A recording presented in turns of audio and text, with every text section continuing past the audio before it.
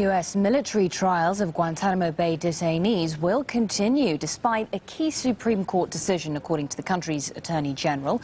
Michael Mukasey made the comments after the Supreme Justices ruled that Guantanamo inmates have the right to appeal their detention in civilian courts. Rob Reynolds has more. In a sharp blow to the Bush administration, the Supreme Court has ruled that detainees held at Guantanamo Bay, Cuba, are entitled to challenge their detention in U.S. civilian courts. The court has said today that Guantanamo, although it may be in Cuba, is not a legal black hole for anybody who's held there without charge or trial. That's historic. The court decided that the administration and Congress improperly denied the detainees the right of habeas corpus, a bedrock principle of the law designed to prevent arbitrary detention. It says any persons held in prison have the right to argue before a court that they should be freed. Justice Anthony Kennedy, writing the court's opinion, said the laws and Constitution are designed to survive and remain in force in extraordinary times. President George Bush was asked about the ruling while traveling in Italy. First of all, as to the Supreme Court decision, we'll abide by the court's decision. That doesn't mean I have to agree with it.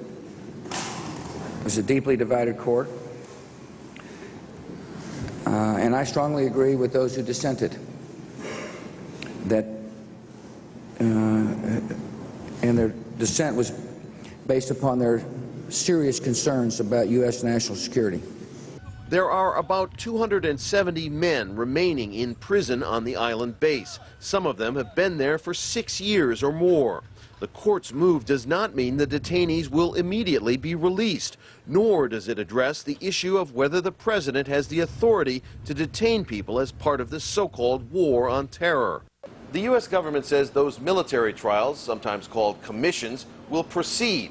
But given the short amount of time this administration has left in office and the general atmosphere of legal uncertainty, it's quite likely that ultimately the next president will be the one to decide how the matter is resolved. Rob Reynolds, Al Jazeera, Washington.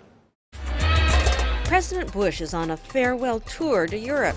When asked about Iran, he says that all options are on the table. What does he mean? And why is Ahmadinejad unconcerned? Answers to these questions and more on Link TV's Mosaic Intelligence Report. In what's described as a farewell tour, President Bush is on a 6-country European visit. Included in his agenda is asking his hosts to make greater contributions to Afghanistan, both in money and troops, as well as the ongoing issue of Iran's nuclear program. When asked about Iran at a press conference with German Chancellor Angela Merkel, President Bush repeated his standard refrain of all options on the table. All options are on the table, and my first choice is to solve this diplomatically. And the best way to solve it diplomatically is to work with our partners. And that's exactly what we're doing. And the message to the Iranian government is very clear, that there's a better way forward than isolation, and that is for you to verifiably suspend your enrichment program. And the choice is theirs to make.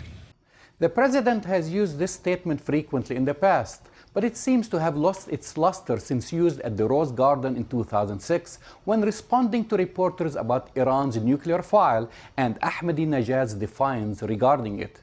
At that time, analysts and pundits predicted an attack on Iran was imminent. This time, however, the buzz was missing, and his veiled threat to Iran seems of little concern to Ahmadinejad. If anything, the Iranian president has been mocking Bush's threats, saying,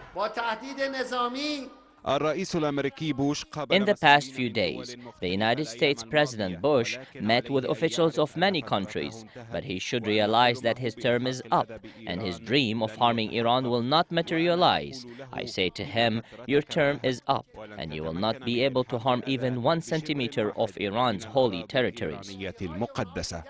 All options are on the table.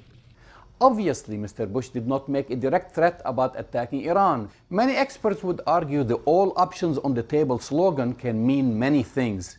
There is the economic sanctions option, the United Nations option, the diplomacy option, the IAEA option, and the list goes on. But in the Middle East, Bush's words mean only one thing, the military option.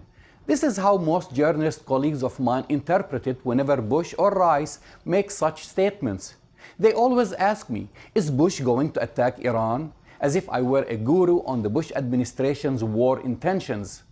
Their fears, however, are legitimate. Despite all the Bush administration's wars, the Iraqi debacle, the economy, oil prices, and most recently the US Supreme Court's decision on Guantanamo prisoners, the administration's surrogates continue to rattle the saber towards Iran in the US media. Just last night I was watching Fox News and talk about hitting Iran was ongoing. What will happen if the US even drops one bomb on Iran? All oil exports from Iran will cease, removing close to 20 million barrels of oil from world markets. Iran would stop traffic in the Strait of Hormuz by attacking oil tankers. It may even attack key oil facilities in Saudi Arabia, Iraq, and other Gulf countries with its arsenal of Chinese silkworm missiles. If people are lamenting over gas prices approaching $5, I guarantee you that they will top off $10 at the pump and more than $200 a barrel within hours of an attack. The US can't afford to attack Iran, and Ahmadinejad knows it. That's why he has a grin on his face. I'm Jamal Dajani for the Mosaic Intelligence Report. To learn more about this program or to share your thoughts, visit us at LinkedIn.